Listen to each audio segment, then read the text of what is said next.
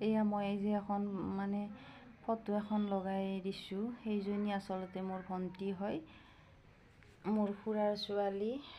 তাই আজি ৰাতিপুৱা এটা পথ দুৰ্ঘটনাত তাই কি ক'ম আৰু,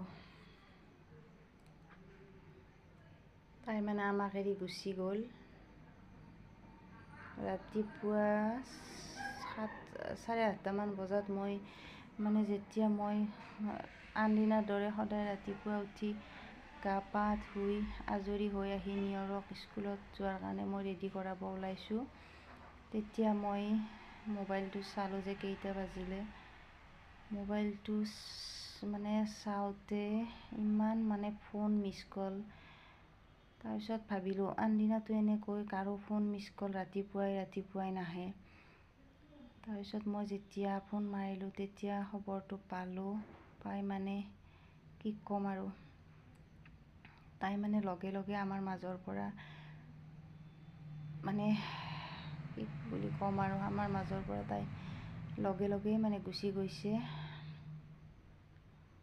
এয়া মন চনবিলাক ভাল নহয়। গ'লোঁ এবাৰ তাইক চাই আহিলোঁ। এক্সিডেণ্টটো আচলতে বাইহাটা চাৰিআলিত হৈছে।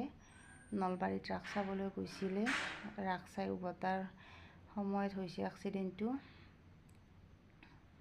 কি ক'ম আৰু, ইমান মানে এনেকুৱা এটা যি মানে খবৰ এটা শুনা পাম, নিজ চকুৰে মানে দেখা পাম, মানে কেতিয়াও ভবা নাছিলোঁ।